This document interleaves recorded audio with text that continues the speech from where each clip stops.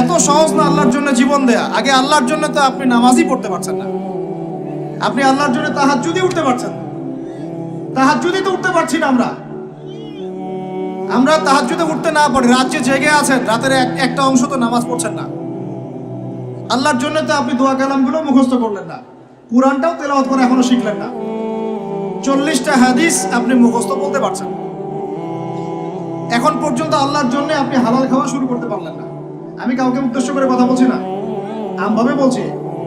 ও যদি বলি এখানে যদি কেউ চোর থাকেন তার উপর একটা চর, তাহলে কি আপনি দাঁড়ায় বলবেন যে আমি সেই চোর? কিছু মানুষ তো বলছে আর কি। এখন বাদ দেন, আল্লাহর জন্য এখন পর্যন্ত আমরা হালাল খাওয়া তো ধরতে পারলাম না, সুদ খেয়েই যাচ্ছি। আয়াত একটা তেলাওয়াত করলাম, এটা আল্লাহর সাথে যুদ্ধ করা, নবীর সাথে যুদ্ধ করা। ইমাম সাহেব তেলাওয়াত করে, আমি বুঝি না, আমার হাই ওঠে। নামাজে দাঁড়ায় চেয়ার নিয়ে কারাকারি করি, কে আগে চেয়ার নিয়ে কারাকারি করি। নামাজে দাঁড়াই নড়া চড়া, মানে বুঝি না যে কি হচ্ছে নামাজে, কার সামনে দাঁড়িয়েছি, কি বলছি। আর আল্লাহ পাক যে আমাকে দেখছেন, আমার যে নামাজে আল্লাহর সামনে দাঁড়িয়ে আমি আছি, আল্লাহ পাকের সামনে আমাকে এভাবেই কিয়ামতের দিন মানে ইন্ডিভিজুয়ালি দাঁড়াতে হবে। নামাজ কি ফিলিংস দিবে? নামাজে দাঁড়িয়ে গা চুলকাচ্ছি, আঙ্গুল ফুটাচ্ছি, নড়াচড়া করছি, হাই উঠাচ্ছি। আর ইমাম সাহেব যদি একটু তেলাওয়াতটা লম্বা করে ফেলছে, ব্যাস, তাহলে তো অবস্থা খারাপ। পরের দিন থেকে চাকরি নাই। এতগুলো কথা আমি ভূমিকায় বলতে চাই নাই, শুধু মূল কথাটা হচ্ছে এখানে, ভাই আমাদের সবাইকে আগে বেসিকটা ঠিক করতে হবে। রাজি আছে কি নাই? ভাই আমার ওয়াজ শুনে কোনো লাভ হবে না। আপনি যদি আপনার বেসিক ঠিক না করেন, আমার ওয়াজ করেও কোনো লাভ নাই আপনাকে। হয়তো এটার জন্য আমি কিছু আজর পাবো, নিয়াত ঠিক থাকলে। আপনি শুনেছেন, আপনার কোনো ওজর থাকবে না কালকে আমাদের মাঠে, বাস এতটুকুই। আদতে এই বাংলার জমিনে দিন কায়েম হবে না।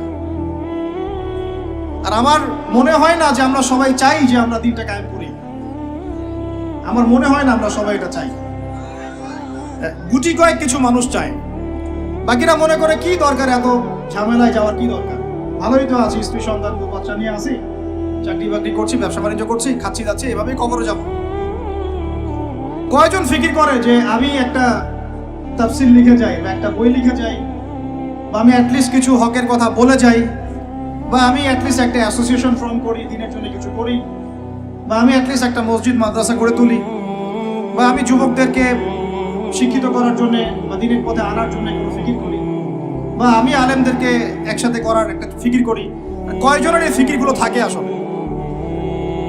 সেলফি, ভিডিও, ছবি, এই মানে বাহ্যিক আবেগ, এগুলো দিয়ে ভাই কিচ্ছু হবে না। আমার আগেও এখানে বসে বসে, এরকম মঞ্চে বসে বসে বহু বরেণ্য ওলামায়ে কেরাম ওয়াজ করে গেছেন বাংলার মাটিতে, এবং তাদের অনেকেই কারাগারে চলে গেছেন।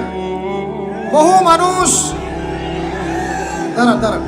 বহু মানুষ তাদের ওয়াজ শুনে ঠিক ঠিক বলতো, গরম গরম বক্তব্য দিতেন, এবং মানুষও ঠিক ঠিক বলতেন। জনগণও তাকে আর উস্কে দিত যেন সে আরো গরম বক্তব্য দেয়। হ্যাঁ, বিশ্বাস করেন, বিগত তারা যখন নাই, বিগত এক বছর, 2 বছর, 3 বছর, 4 বছর, 5 বছর চলে যায়, ওই ঠিক বলো জনগণ একবারও তাকে খোঁজ দিতেও যায়নি, একদিনও দেখতে যায়নি তাকে, একদিনও তার পরিবারের খবর নেয় নাই, একদিনও জানে নাই তার স্ত্রী কিভাবে রাত কাটাইছে, একদিনও তার সন্তানের খোঁজ নেয় নাই, তাকে এই বিপদ থেকে মুক্ত করার জন্য টাকা পয়সাও খরচ করে নাই, মামলা মোকদ্দমায় দৌড়াদৌড়ি করে নাই। আমরা ফ্যান্টাসিতে দিন কায়েম করতে পারবো।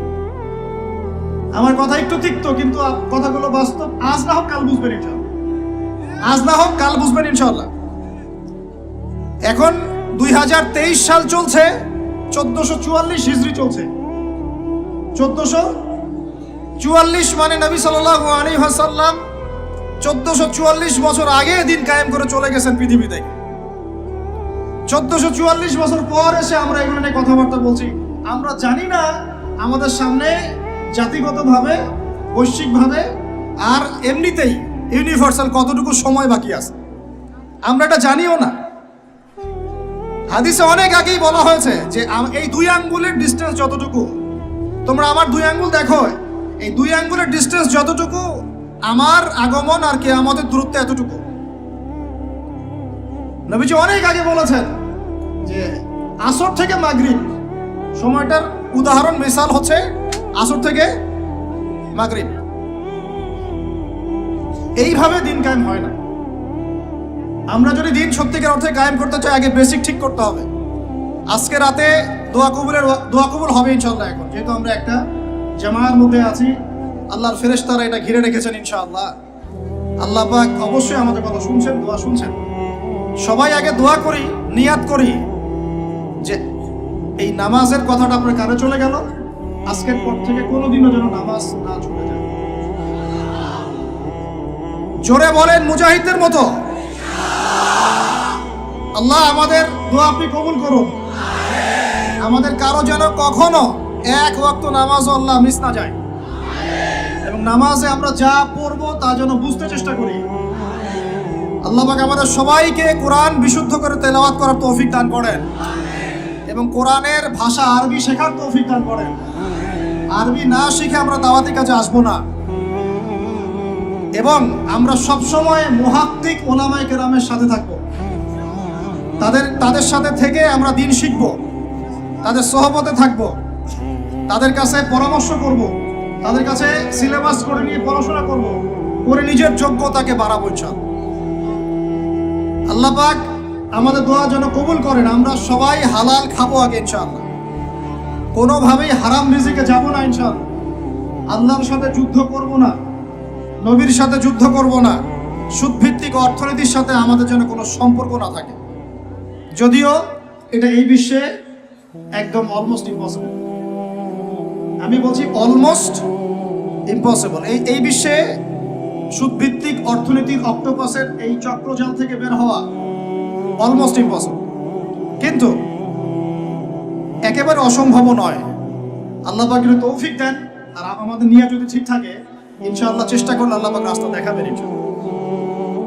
স্বেচ্ছায় সুদ খাবো না, কারণ নবীজি বলছেন 4 শ্রেণীর মানুষকে আমি লানত করলাম, অভিশাপ। 4 শ্রেণীর মানুষকে আমি অভিশাপ করলাম। 1 শ্রেণী যে সুদ খায়, 1 শ্রেণী যে দেয়, 1 শ্রেণী সাক্ষী থাকে, আর 1 শ্রেণী লিখে রাখে। আর আপনি যে জবটার জন্য এত ট্রাই করছেন, আলটিমেটলি জবটা এই 4টার কোনো একটা দিন বুঝতে পারেন নাই। আলটিমেটলি আপনি যে জবের জন্য ট্রাই করছেন এখন দিনরাত একাকার করে, দেখেন কোনো না কোনো ভাবে এই 4টার মধ্যে পড়ে যায় কিনা। পড়ে গেলে আপনার আমার উপরেও নাউজুবিল্লাহ আল্লাহর নবীর লানত অভিশাপ চলে আসবে। এটাকে যাচ্ছি, আল্লাহ হেফাজত করুন। আর ভয়ঙ্কর হাদিস তো অনেকদিন বলেছি, অনেকদিন শুনেছেন, আবারও শুনেন, কারণ আল্লাহ পাক সূরা আর রহমানে একই আয়াত 32 বার রিপিট করেছেন। কতবার? ফাবিআই আলাই রাব্বিকুমা তুকাযিবান। একটা আয়াত এতবার বলার কি দরকার ছিল? আল্লাহ পাক কি কোরআনের শব্দের অপচয় করে? কোরআনে কি একটা শব্দের অপচয় আছে? যুলকারনাইন বাদশা, বা অনেকে নবী বলেন আলাইহিস সালাম, একটা কওমের কাছে গিয়েছিলেন, দেখলেন তারা সূর্যের আলো থেকে রক্ষা করার জন্য কোনো সভ্যতা ওদের কাছে নাই। ওই পুরো সভ্যতার বর্ণনা আল্লাহ পাক একটা শব্দের মতো দিয়েছেন, কাযালিকা। কাযালিক তারা এমনই ছিল, কাযালিক তারা এমনই ছিল, বাস শেষ। ওইটারই তাফসীর করেছেন কত বরেণ্য উলামায়ে কেরাম। তাহলে সেই কোরআনে আল্লাহ পাক একই আয়াত এতবার রিপিট করলেন কেন? কারণ আল্লাহ পাক আমাদেরকে তার নেয়ামতগুলো চোখে আঙ্গুল দিয়ে দেখাই দিচ্ছেন, আর কোন কোন নেয়ামত তোমরা অস্বীকার করতে চাও। ওই জন্য আবারও বলছি, সুদের কথা আগেও বলেছি, আবারও বলছি, হাদিসটা আবারও শোনেন। যে ব্যক্তি সুদ খায় সে যেন তার মায়ের সাথে জেনা করে। যে ব্যক্তি সুদ খায় সে যেন তার মাকে বিয়ে করবে। এই বিশ্বের ইহুদি খ্রিস্টানদের দ্বারা নিয়ন্ত্রিত এই অর্থ ব্যবস্থার মধ্যে ঢুকে পড়ে আমরা প্রত্যেকটা মুসলিম কান্ট্রি, শুধু বাংলাদেশে না, প্রতিটা মুসলিম কান্ট্রিতেই এখন সুদ ভিত্তিক অর্থনীতি চলছে। এবং আল্লাহর কসম করে বলছে, আমরা মুসলমান হয়েও এখনো নিজেদের মায়ের সাথে জেনা করছি না। 7টা বিয়ে জায়েজ না জায়েজ এটা নিয়ে আপনারা প্রশ্ন করেন, কারণ হচ্ছে ভাইরাল ইস্যু, মজা লাগে, উত্তর আপনিও জানেন। কিন্তু সুদ দিয়ে যে মায়ের সাথে জেনা করতেছেন এই প্রশ্ন করেন না কেন? হ্যাঁ, বিয়ে শাদী নিয়ে প্রশ্ন করেন, দিন কায়েম নিয়ে প্রশ্ন করেন না কেন? শীতের দিনে বিয়ে করতে মজা লাগে না লাগে এইসব আলোচনা হয়, আল্লাহর জমিনের দাওয়াত জিহাদ নিয়ে কথা বলেন না কেন? যুব সমাজকে কিভাবে আল্লাহর দিকে নিয়ে আসা যায়, একটা সূত্রে গেঁথে ফেলা যায়, বরেণ্য ওলামায়ে কেরামদেরকে কিভাবে একটা জামায়ার মধ্যে আনা যায়, একটা আমিরুল মুমিনিন নিয়ে আসা যায়, এইসব চিন্তা করেন না কেন? সারাদিন কি এইসব মাসলা মাসাইল শিখতে থাকবেন? সারা জীবন এগুলোই করতে থাকবেন? সময় নাই হাতে আমাদের। এই জায়গাগুলো কে পূরণ করবে? এই জায়গাগুলো তো খালি হয়ে যাচ্ছে দিন দিন। কে পূরণ করবে? অনলাইনে বসে বসে পোস্ট লেখা সহজ, সমালোচনা করা সহজ, একটা কমেন্ট করা সহজ, লাইক শেয়ার দেওয়া সহজ। এই চেয়ারগুলো আপনি এসে পূরণ করেন, আসেন। এই চেয়ারগুলো, উম্মার নেতৃত্ব প্রদানকারী জায়গাগুলো আপনারা পূরণ করেন, আসেন।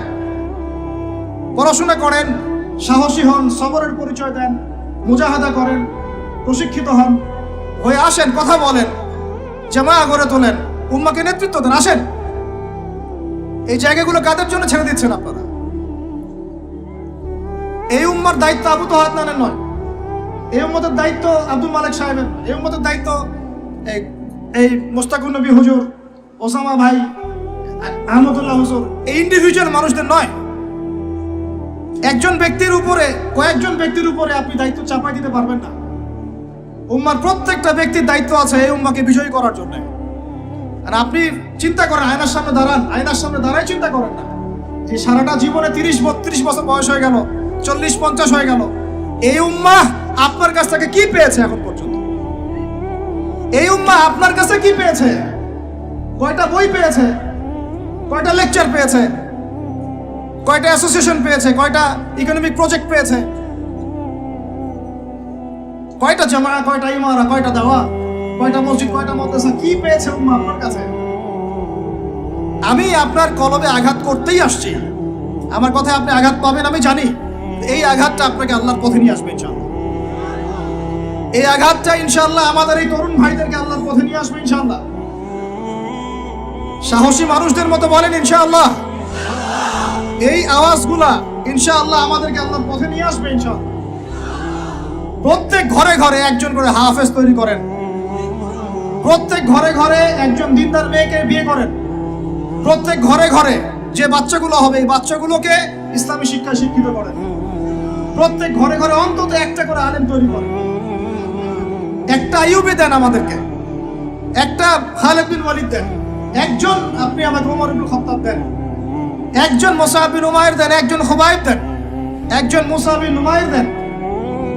তাদের নাম বলবো, একজন তারেক বিন জিয়াদ দেন, একজন বিন কাসিম দেন। একটা সন্তান দেন আমাদের, একটা সন্তান মানুষ করেন। একটা 10টা-20টা বাচ্চা নিচ্ছি, একটাও মানুষ হয় না।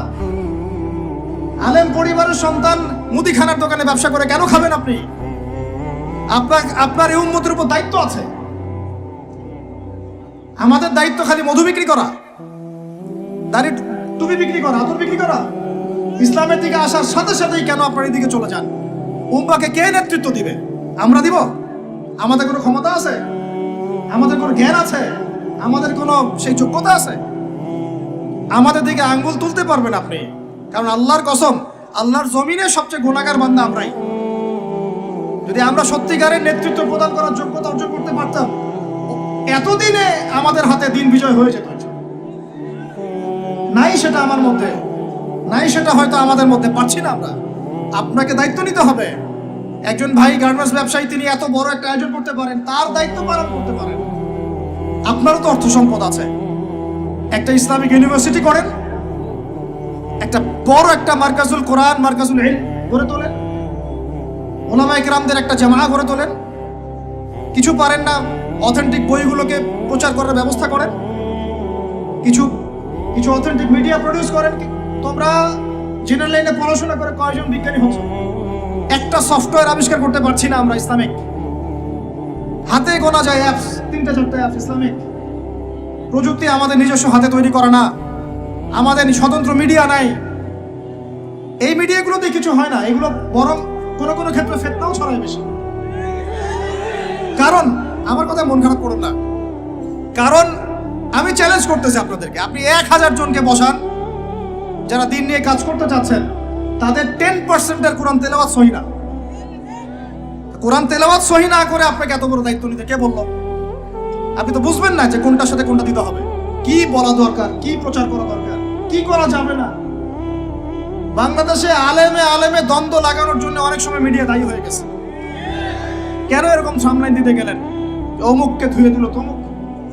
সে যদি না ধুয়েও দেয় তবু তো আমার মনে হচ্ছে লোকটাকে ভালো মনে করতাম, লোকটাকে আলেম মনে করতাম। এরকম কথা বললো আমার সম্পর্কে, আমার মনের মধ্যে একটা খারাপ ধারণা সৃষ্টি হচ্ছে। কেন আপনি সামলাইন দিতে গেলেন? ওর যখন চোখে পড়বে সে আবার কাউন্টার দিবে, কারণ আমরা তো মন থেকে পবিত্র না, মনের মধ্যে হিংসা দিয়ে ভর্তি। আমি ঘুরেছি, প্রত্যেক মহলেই ঘুরেছি, আমরা এখন পর্যন্ত নফসের তাজকিয়া অর্জন করতে পারি না। মনে আমাদের যে পরিমাণ হিংসা বিদ্বেষ, এই হিংসা বিদ্বেষ নিয়ে কবরে গেলে আল্লাহ পাকের একটা আযাব মাটিতে পড়বে না। আল্লাহ মাফ করুক আমাদেরকে। হিংসা নিয়ে যদি মানুষ পরকালে যায়, নেক আমলগুলা আগুনের মতো খেয়ে ফেলবে। নবী সাল্লাল্লাহু আলাইহি ওয়াসাল্লাম বলেছেন। আমরা এটাকে ফরজ করে নিয়েছি নিজেদের মধ্যে। ভাই, আপনারও তো যোগ্যতা আছে, আপনারও তো কিছু করার আছে। একটা অ্যাপস আবিষ্কার করেন, একটা বই লিখেন, একটা মাদ্রাসা করেন, একটা মসজিদ করেন, একটা ইসলামিক ইউনিভার্সিটি করে তোলেন, স্বতন্ত্র ইসলামিক মিডিয়া করে তোলেন। সবচেয়ে বড় কথা, কাজ যেগুলো হয় সেগুলো বিক্ষিপ্ত হয়ে যায়। এগুলো কোনো একটা সূত্রে গাঁথা না। এখানে একটা মাহফিল, ওখানে একটা, ওখানে একটা, ওখানে একটা, এখানে একটা মাদ্রাসা, ওখানে একটা, ওখানে একটা, এখানে একটা। চারজন চারভাবে চিন্তা করেন, চারজন চারভাবে চলেন। এখানে একটা সংগঠন ইসলামিক, ওখানে একটা, এখানে আর একটা, ওখানে একটা। একটা ওয়ান উম্মাহ জামাআহ নাই বাংলাদেশে। তো আপনারা বলেন না আমাকে, এই উম্মাহকে কিভাবে আমরা বিজয় নিয়ে যাব? আমাকে আপনারা বলেন। ছোটখাটো প্রশ্ন করা বাদ দিয়ে আপনারা আমাকে উত্তর দেন, কিভাবে আপনি এই দুনিয়াতে আল্লাহ পাকের দ্বীন ইসলাম কায়েম করবেন? পথ পদ্ধতি কি আপনার কাছে? কি পথ পদ্ধতি, কিভাবে শুরু করবেন? তারপরে কি, তারপর কি, তারপর কি, তারপর কি? গন্তব্য কোথায়? এখন আমি বলি আপনাদেরকে গন্তব্য কোথায়? আমাদের গন্তব্য জেরুজালেম। গন্তব্য কোথায়?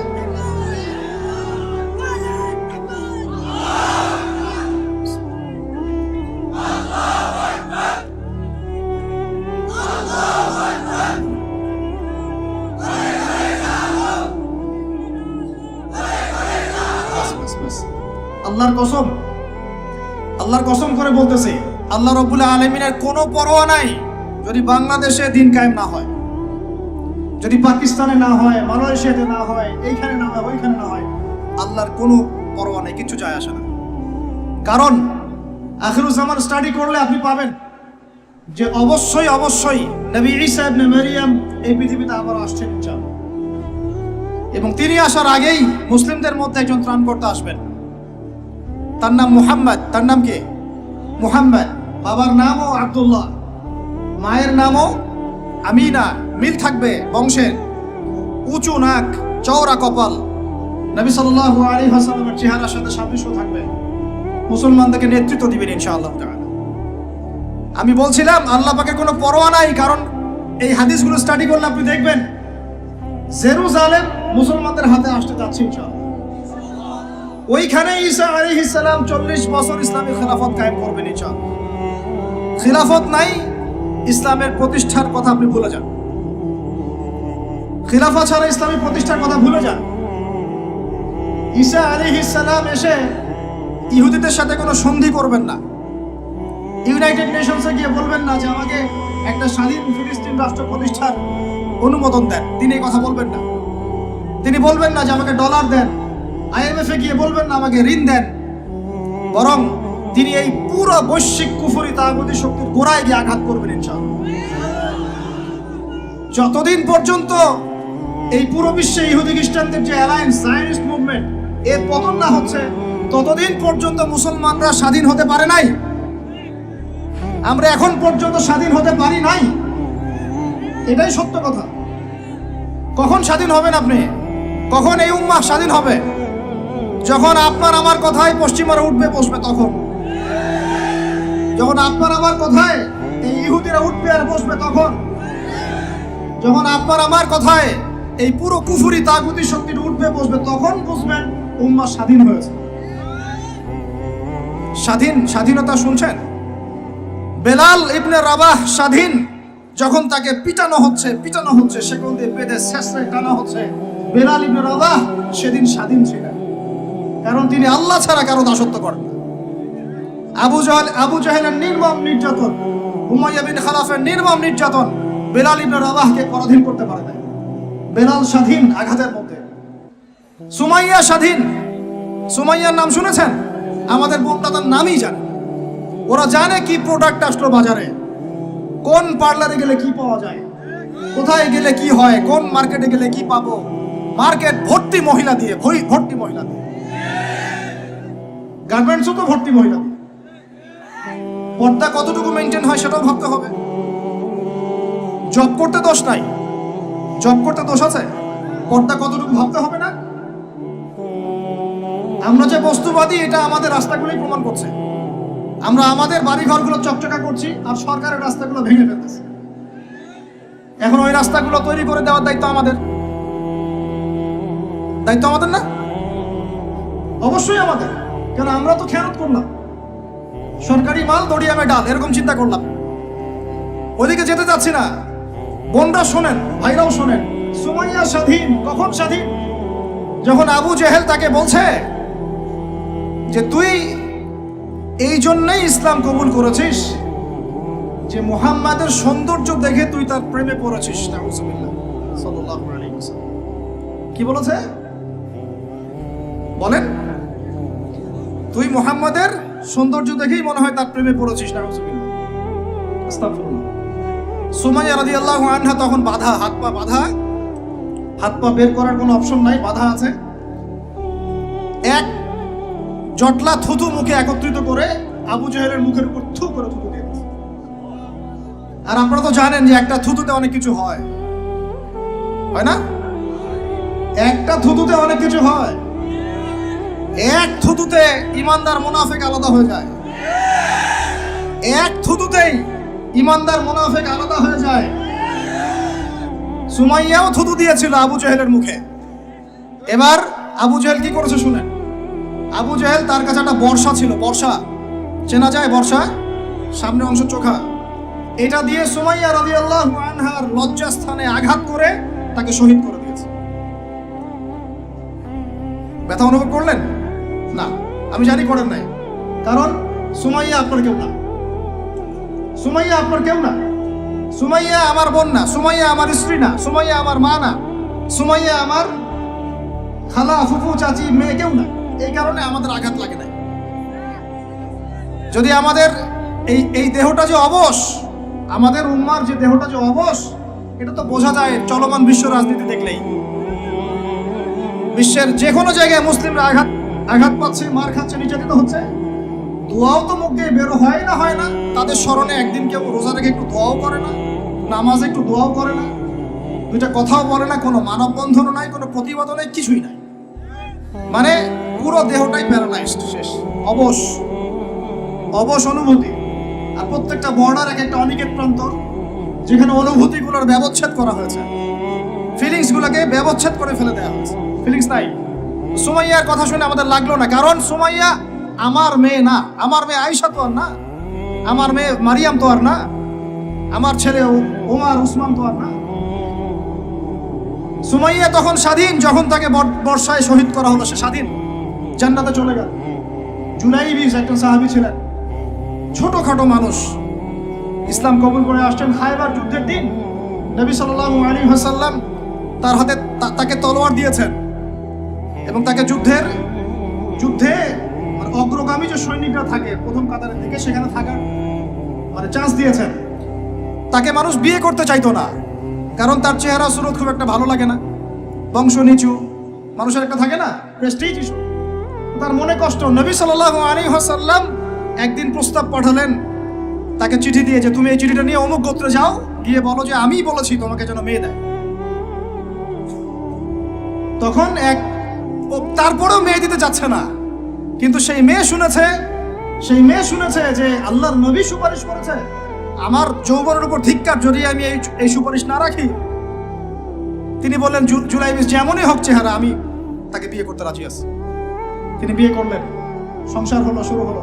এই সাহাবী খায়বার যুদ্ধে শহীদ হলেন। নবী সাল্লাল্লাহু আলাইহি ওয়াসাল্লাম তার চারপাশে দেখলেন, তার চারপাশে 12 জন ইহুদির লাশ পড়ে আছে। কয়জন? একাই 12 জনকে হত্যা করেছে এই সাহাবী।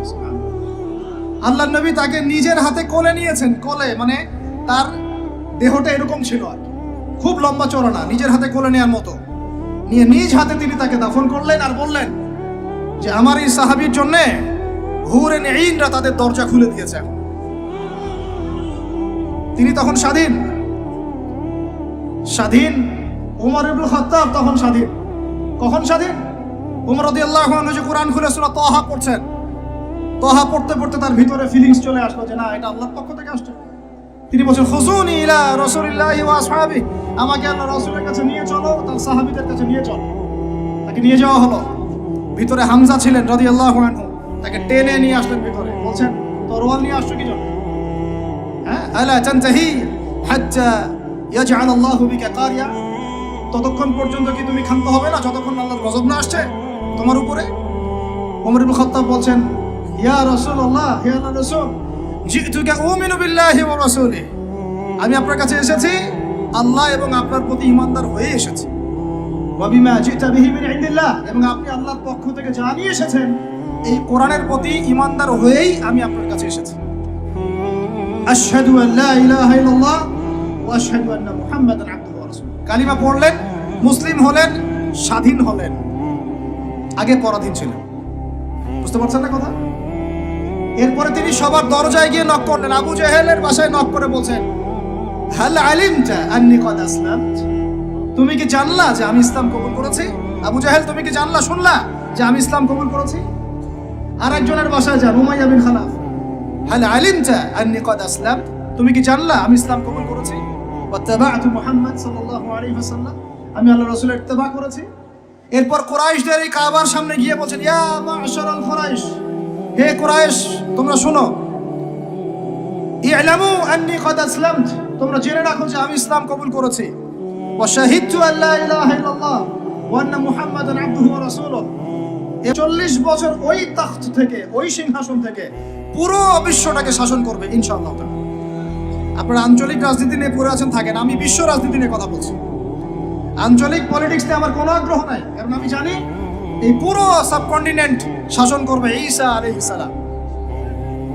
যদি আমরা তার পক্ষের লোক হয়ে যাই তাহলে আমরা ইজ্জত সম্মান পাবো ইনশাআল্লাহ।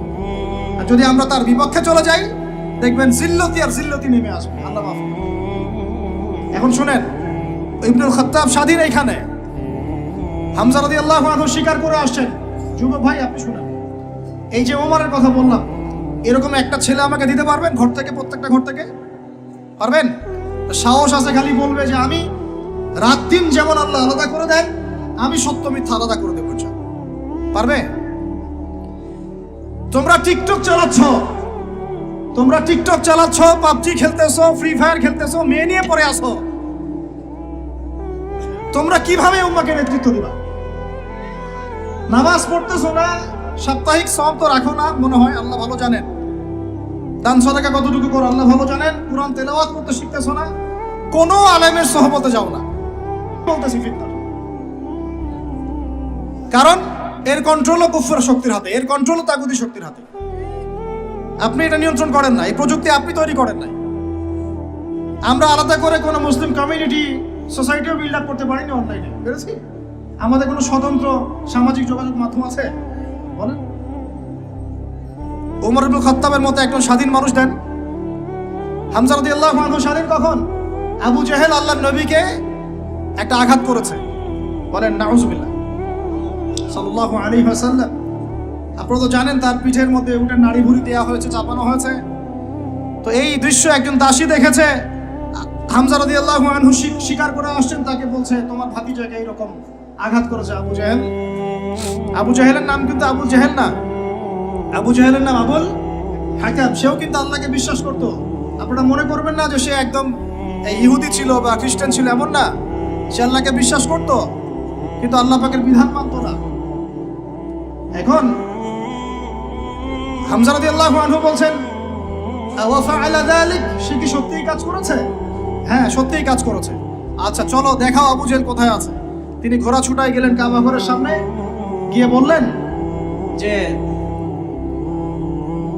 তুমি আমার ভাতিজাকে গালি দিয়েছো, তুমি আমার ভাতিজাকে আঘাত করেছো, জেনে রাখো আমি আজকে থেকে আমার ভাতিজার দিনের উপর আছি। এই কথা বলার সাথে সাথে তার উপর আক্রমণের চেষ্টা করা হচ্ছিল। তিনি নিজে একটা ঘুষি দিয়ে আবু জেহেলের একটা দাঁত ফেলে দিলেন। আর দাঁত যে পড়ে গেছে কিনা সিরাতের কিতাবে এত স্পষ্ট নাই, কিন্তু আঘাত একটা ঘুষি দিয়েছেন এটা স্পষ্ট। ঘুষি দিয়ে বলছেন রুদ্দাহা ইনিস্তাতা, রুদ্দাহা ইনিস্তাতা, যদি সাধ্য থাকে এই ঘুষিটা আমাকে ফেরত দিয়ে দেখা, সাধ্য থাকলে আমাকে আরেকটা আঘাত করে দেখা। আকুলু মা ইয়াকুল, আমি তাই বলি যে আমার ভাতিজা বল। শাহিদতু আল্লা ইলাহা ইল্লাল্লাহ ওয়া আন্না মুহাম্মাদান আবদুহু ওয়া রাসূলুহু, আমি সাক্ষ্য দিচ্ছি বা দিলাম আল্লাহ ছাড়া কোনো ইলাহ নাই, মুহাম্মদ আমার ভাতিজা আল্লাহর রাসূল। তোর সাধ্য থাকলে আমাকে ঠেকা। এরকম জেনারেশন দিতে পারবেন? আপনার ছেলেটা কি এরকম? আপনার ভাইরা কি এরকম? এই আমাদের মায়েরা তাদের সন্তান কি এরকম যে মেয়েদেরকে ঘরে নিয়ে আসছেন? এই মেয়েগুলোও কি সুমাইয়ার মতো? উম্মে আমারা একজন নারী সাহাবী, উম্মে আমারা উহুদের যুদ্ধে চতুর্দিক থেকে আল্লাহ নবীকে আক্রমণ করা হচ্ছে, তিনি একাই তীর ছুটছেন। মহিলা সাহাবী, নারী সাহাবী, আমাদের নারী মেহেদি দেয় বসে বসে, তাও বয়ফ্রেন্ডের জন্য। আমাদের নারীরা ঘরে বসে বসে মেহেদি দেয়, পার্লারে যায় বয়ফ্রেন্ডের জন্য। আর উম্মে আমারা রাদিয়াল্লাহু আনহা, তাদের মতো সাহাবীরা জীবন দেন রাসূলের জন্য। স্বাধীনতা এই যে তারা স্বাধীন, আল্লাহর দাসত্বের অধীনে তারা কাউকে পরোয়া করতেন না। তখন উম্মাহ ছিল স্বাধীন। আর কি, আর কার কয়জনের কথা বলবো আপনাদেরকে? মুসআব বিন উমাইর, বিখ্যাত সাহাবী, তরুণ সাহাবী, দায়ী মানুষ, এত দামি পারফিউম ইউজ করতেন, এটা এখনকার লাখ টাকা কোটি টাকার দাম হবে। বিত্তশালী পরিবারের, এই যে বিত্তশালী পরিবারের সন্তানরা শুনেন, আপনারা তো বাইক দাবড়ায় বেড়ান, গাড়ি ড্রাইভ করে বেড়ান, মাঝখানে অ্যাক্সিডেন্ট করে দেন, কেসও খান না, বাপের টাকা আছে পার পেয়ে যান, ইয়াবা খান, তারপরে গিয়ে মেয়ে নিয়ে ফুর্তি করেন, জেনা নিত্য নৈমিত্তিক ব্যাপার। একটা মেয়েকে পিছনে ওঠান, 7 দিন ঘোরেন, আবার চেঞ্জ করেন, 7 দিন পর আরেকটা নেন। মুসআব বিন উমাইরও ধনীর সন্তান ছিলেন, ধনীর দুলাল। যখন ইসলাম এসেছে, কোরআন এসেছে, শুনেছেন তিনি ইসলাম কবুল করেছেন। মা সম্পত্তি থেকে বঞ্চিত করেছে, তাকে চাটাইয়ের মধ্যে জড়িয়ে নিচে আগুন দেওয়া হতো, ধোঁয়া দেওয়া হতো, আযাব দেওয়া হতো পারিবারিকভাবে। তিনি যখন নবীর কাছে আসলেন, নবী তাকে বললেন তুমি মদিনায় যাও। কোথায়? মদিনায় গিয়ে দাওয়াতি কাজ করো। মদিনায় দাওয়াতি কাজ করতে লাগলেন। তার একক দাওয়াতে মদিনার 75টা পরিবার ইসলাম কবুল করেছে। এই যে মদিনায় যে ইসলামের আপনি জয় জয়কার দেখছেন, এটা মুসআব বিন উমাইর রাদিয়াল্লাহু আনহু দাওয়াতের একটা ফসল, আল্লাহ রাসূলের দোয়া। কয়টা পরিবার? এই 75 পরিবার এসে বায়াত করলেন নবীর কাছে। তারপরে নবী হিজরত করলেন মদিনা। এমনি এমনি হয়নি, এগুলো প্রেক্ষাপট। ওই মুসআব বিন উমাইর রাদিয়াল্লাহু আনহু উহুদের যুদ্ধে শহীদ হচ্ছেন, তার গায়ে তখন 50টার বেশি তরবারের আঘাত আছে। কয়টা বেশি? তার মাকবারা ওখানেই আছে, দেখে আসেন। তিনি স্বাধীন। ওই ময়দানে যারা সেদিন ছিলেন, ওই শনিবার সকাল 10টা থেকে, ওটা তো শাওয়াল মাসের, তাই না? শাওয়াল না, রমজানের পরে শাওয়াল মাসে যুদ্ধ হয়েছে। শাওয়াল মাসের 10 তারিখ, মেবি 10 তারিখ 9 তারিখ সিরাত কারা পড়েছেন, 9 বা 10 সকালবেলা যুদ্ধ হচ্ছে। ওই সময়ে পৃথিবীতে যারা ওই সময় যুদ্ধ করছেন মুসলমানদের পক্ষে, আল্লাহর জমিনের মধ্যে সবচেয়ে শ্রেষ্ঠ মানুষ, তারা সবচেয়ে শ্রেষ্ঠ জীবন, শ্রেষ্ঠ মওত। ওখানে তারা উঠবেন, তখন তাদের গা থেকে মেশকাম্বরের ঘাম ছুটতে থাকবে। মারেফত থাকলে আপনিও পাবেন, অন্তরের মধ্যে কলুষতা থাকলে আপনি পাবেন না, তো স্বাভাবিক। এখন মুসআব বিন উমাইর কি পরাধীন না স্বাধীন? বলেন, তিনি কি পরাধীন না স্বাধীন? স্বাধীন মুসআব বিন উমাইর। আরেকজনের কথা শুনেন, বলতে থাকলে আপনাদের সারা রাত ফজর হয়ে যাবে। জাফর ইবনে আবি তালেব নাম শুনেছেন? জাফর ইবনে আবি তালেব, শোনেন, এটা শোনেন। অনেকে অনেক দলিল দেয়, এই দলিলগুলো শুনেন, এগুলো শোনেন। ইহুদিদের 3টা গোত্র ছিল মদিনায়। কয়টা ভাই? একটা বনু কুরাইজা, বনু কাইনুকা, বনু নাজির। বনু কুরাইজা, বনু কাইনুকা, বনু নাজির, এই 3টা গোত্রের সাথে আমাদের চুক্তি ছিল। আমরা একটা সনদের মধ্যে ছিলাম। গাদ্দার এরা সনদ ভঙ্গ করলো, ঠিক যেমন করে তারা এখন প্যালেস্টাইনে আক্রমণ করছে। এইভাবে সনদ ভঙ্গ করলে বনু কাইনুকার বাজারে আমাদের এক মহিলা সাহাবী তিনি বোন গিয়েছেন হাজতে, সোনার দোকানে। ইহুদি তাকে বলছে নিকাব খোলো, সে নিকাব খুলছে না, খুলবে না। ইহুদি দুষ্ট, ষড়যন্ত্র করে তার কাপড়ের একটা অংশ রশি দিয়ে গিট বেঁধে দিয়েছে। আমাদের দিনী বোন উঠতে গিয়েছেন, সদর একটু খুলে গেছে, নাউজুবিল্লাহ। চিৎকার করে উঠেছেন।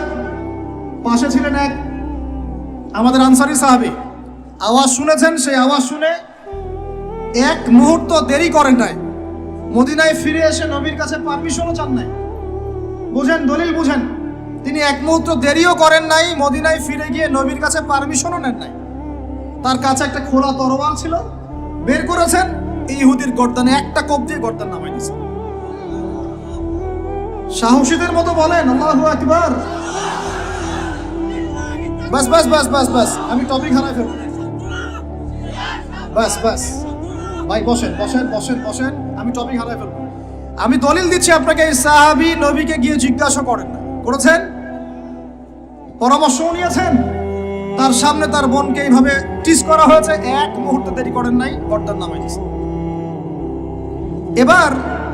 এবার ইহুদিরা মিলে ওই সাহাবীর উপর আক্রমণ করে ওই সাহাবীকে শহীদ করে দিয়েছে। নাই, শেষ, ওনাকে মেরে ফেলেছে। তারপরে এই কেসটা নবীর দরবারে আসলো। নবীর দরবারে আসার পরে নবী সাল্লাল্লাহু আলাইহি ওয়াসাল্লাম সাহাবীর ব্যাপারে কোনো সমালোচনা তো করলেনই না।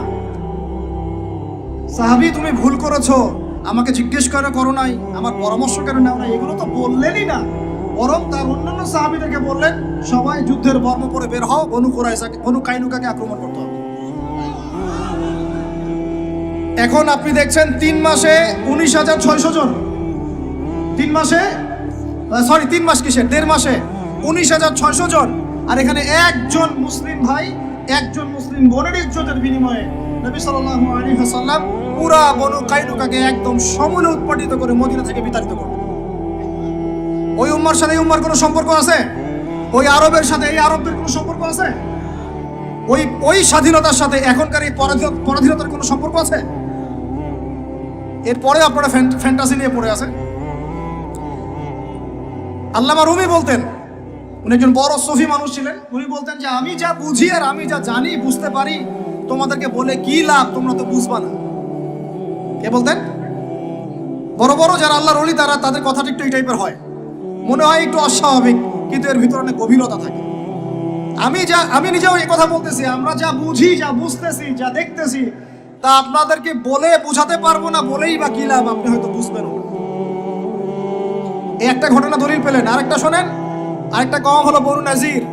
রাসূলকে দাওয়াত দিয়েছে, দাওয়াত দিয়ে বলছে যে আমরা ইসলাম কবুল করবো, আসেন নেগোশিয়েট করি।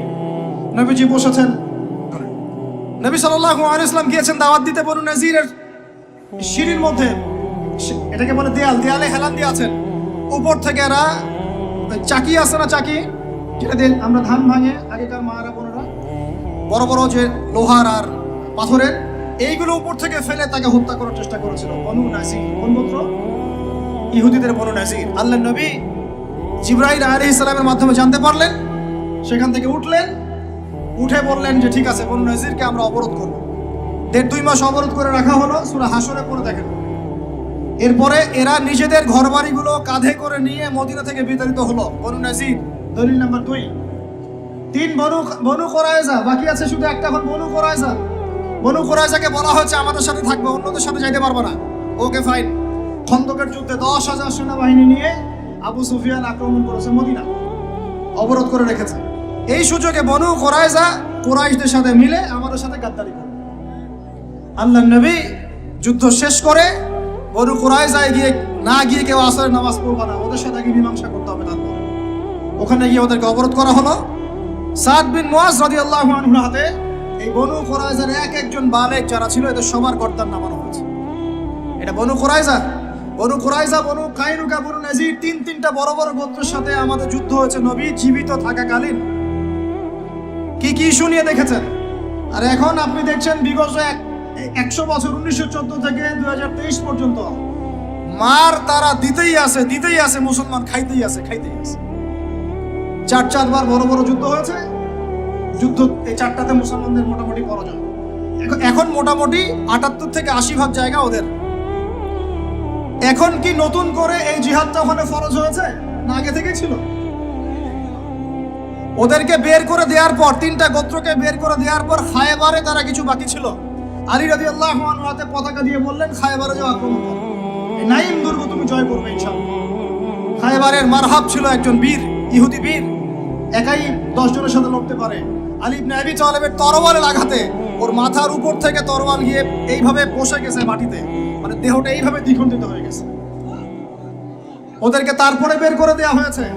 তারপর নবী সাল্লাল্লাহু আলাইহি ওয়াসাল্লাম বলেছেন তার ইন্তেকালের কয়েকদিন আগে, যে আমার ইন্তেকালের পর তোমরা বাকি যে অবশিষ্ট যারা আছে এদের সবাইকে জাজিরাতুল আরব থেকে বের করে দিবে। কে বলেছেন এটা? বলেন। এখন তারপর ওমর রাদিয়াল্লাহু আনহু ওটা জয় করেন, আমাদের আন্ডারে থাকে। 1099 সালে ক্রুসেডাররা গিয়ে ওটা আমার দখল করে। তার মোটামুটি ভাবে 80 থেকে 90 বছরের মধ্যেই 1176 নাকি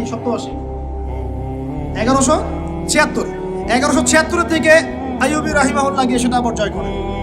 তারপরে আবার ওখানে লড়াই হয়েছে। তারপরে আবার গিয়ে আপনার মামলুকদের ভূমিকা আছে, জেঙ্গিদের ভূমিকা আছে, তুর্কিদের ভূমিকা আছে, ওসমানীয়রা আবার দখল করেছে। এই সিলসিলা চলতে চলতে 1914 সালে গিয়ে তারা এই ব্রিটেনের সহযোগিতায় এই জায়গাটা দখল করেছে। কত সালে? এই তো 1914 সালে। দখল করার পর থেকে এখন এই বিগত 100 বছরে ওখান থেকে তারা বিশ্বের সব নিয়ন্ত্রণ করা শুরু করেছে। জায়গা দখল থেকে শুরু করে মুসলিম ভাইদেরকে দমন, আমাদের বোনদেরকে ধর্ষণ, শিশুদেরকে হত্যা, জমি উপড়ে ফেলা, কি না করেছে। এখন তারা ওখানে দাজ্জালের শাসন প্রতিষ্ঠা করতে যাচ্ছে। এরাই তারা যারা দাজ্জালকে নিয়ে বিশ্বকে শাসন করবে। শেষ জামানার দাজ্জালের কনসেপ্ট না জানলে আল্লাহর কসম আপনি ওয়ার্ল্ড অ্যাফেয়ার্স বুঝতে পারবেন না। এখন শেষ করে দেই এই কথা থেকে, দেখুন তারা বিগত 100 বছরে ওখানে যা যা করেছে বা করে যাচ্ছে, এরপরেও যদি আমাদের টনক না নড়ে, আমরা যদি মনে করি যে আমরা তো খুব ভালো আছি, তাহলে আল্লাহর কসম আমরা এখন উম্মাও বুঝি নাই, স্বাধীনতাও বুঝি নাই। আমাদের সবাইকে বুঝতে হবে পুরো মুসলিম উম্মা একটা দেহ। আমরা নিজেদের বেসিক ঠিক করব, অর্থনীতি ঠিক করব, আমাদের পরিবার ঠিক করব, আমাদের দাওয়াতের মোটিভটা ঠিক করব। এই ইস্যু পাগল জাতি হব না, মূল জায়গায় থাকার চেষ্টা করবো ইনশাআল্লাহ। আস্তে আস্তে সেই প্রজন্ম আসবে ইনশাআল্লাহ। আমি না পারি, আপনি না পারেন, আমাদের পরের জেনারেশন পারবে ইনশাআল্লাহ। বা তারপর একদিন না একদিন বাইতুল মুকাদ্দাসে আমরা নামাজ পড়বো ইনশাআল্লাহ। বাইতুল মুকাদ্দাসে সালাত আদায় না করা পর্যন্ত আমাদের শান্তি নাই। বাইতুল মুকাদ্দাস বিজয় না হওয়া পর্যন্ত এই মুসলিম উম্মার ঘুম নাই। কারণ তারা মুসলিমদেরকে ঘুমাতে দিবে না। তারা মুসলিমদেরকে ভাগ করে ফেলবে, বিভিন্ন মতবাদে ভাগ করে ফেলবে। তারা মুসলিমদেরকে স্যাংশন দিবে, অর্থনৈতিকভাবে পঙ্গু করে ফেলবে, মিডিয়া নিয়ন্ত্রণ করে ফেলবে, ওরা টেকনোলজি নিয়ন্ত্রণ করবে। মুসলিমদেরকে তারা দাঁড়াতে দিবে না যতক্ষণ পর্যন্ত বাইতুল মুকাদ্দাস পাচ্ছেন না। আর এখন এই ইস্যুগুলো নিয়ে কথা বললে মুসলমানদের মধ্যে এক শ্রেণীর মুনাফিক তারা আমাদের বিপক্ষে কথা বলা শুরু করে। এই জাতির এখন চিনতে আশা করি বাকি নাই যে মুসলিমদের মধ্যে কত মুনাফিক ঢুকে গেছে। কোন দলের সাথে আমাদের কোনো দ্বন্দ্ব নাই, আমাদের দ্বন্দ্ব হচ্ছে কথিত মুনাফিকদের সাথে, যারা এই চলমান সংকটের মধ্যেও মুসলমানদের পক্ষে না গিয়ে জালেমের পক্ষ নিচ্ছে। এই চলমান সংকটের মধ্যেও মাজলুমদের পক্ষ না নিয়ে যারা জালেমের পক্ষ নিচ্ছে, এদের সাথে আমার কোনো সম্পর্ক নাই, আপনাদেরও সম্পর্ক থাকার কথা না, এই উম্মারও সম্পর্ক। আল্লাহর কসম ইনশাআল্লাহ আমাদের সন্তানদের হাতে বাইতুল মুকাদ্দাস বিজয় হবে ইনশাআল্লাহ। এখন আপনি আমি সেই দায়িত্ব পালন করবো কিনা সেটা আমাদের বিষয়, আমাদের কর্তব্য কি সেটা আমাদের বুঝতে হবে। এইসব ফ্যান্টাসি বন্ধ করেন, এইসব উপরি স্লোগান বন্ধ করেন, এবং আই ওয়াজ শোডাউন সব বন্ধ করেন। সবাই 5 ওয়াক্ত নামাজি হয়ে যায়, আল্লাহ তৌফিক দান করেন। সবাই মিলে তাহাজ্জুদ গুজার হয়ে যায়, আল্লাহ তৌফিক দান করেন। আল্লাহ পাক সবাইকে হালাল খাওয়ার তৌফিক দেন। সবাই অর্থনীতি ঠিক করে ফেলাই, সবাই দাওয়াতের মেহনতে লেগে পড়ি। আল্লাহ যাকে যা দিয়েছেন তাই দিয়ে দিনের খেদমত করেন। এক ভাইকে আল্লাহ পাক টাকা দিয়েছেন, টাকা দিয়ে করেন। জমি দিয়েছেন, জমি দিয়ে করেন। জ্ঞান দিয়েছেন, জ্ঞান দিয়ে করেন। আপনাকে আল্লাহ পাক মসজিদ মাদ্রাসা দিয়েছেন, তাই দিয়ে করেন। যৌবন দিয়েছেন, যৌবন দিয়ে করেন। লিখতে পারেন লিখেন, বলতে পারেন বলেন, চিন্তা করতে পারেন করেন। যা আপনাকে আল্লাহ দিয়েছেন তাই দিয়ে দিনের খেদমত করেন। আল্লাহ পাক আপনাদের সবাইকে তৌফিক দান করেন, আমিন। আর শেষ কথা হচ্ছে এই যে উম্মার কথা আমরা বললাম, আমরা এখনো পুরোপুরি ভাবে ওই কুফারদের নিয়ন্ত্রণ থেকে এখনো বের হতে পারি নাই। যদি বের হতে চাই, আল্লাহ পাক আমাদেরকে অবশ্যই রাস্তা দেখাবেন ইনশাআল্লাহ, যদি আমাদের নিয়ত ঠিক থাকে, ইখলাস ঠিক থাকে, প্রচেষ্টা ঠিক থাকে এবং আমাদের মানহাজ কর্মপদ্ধতি ঠিক থাকে। আল্লাহ রাব্বুল আলামিন আমাদের সমস্ত তরুণ ভাইদেরকে কবুল করেন, আমিন।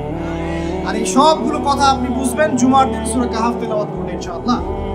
আগে এই জুমায় যে আমলগুলোর কথা বলেছি এর সাথে সূরা কাহাফ অ্যাড করে নেবেন। সূরা কাহাফ না পড়ে জুমার দিন কেউ শেষ করবেন না। আল্লাহ রাব্বুল আলামিন আমাদের সবাইকে, এই উম্মাহকে পরিপূর্ণরূপে স্বাধীন করার তৌফিক দান করেন।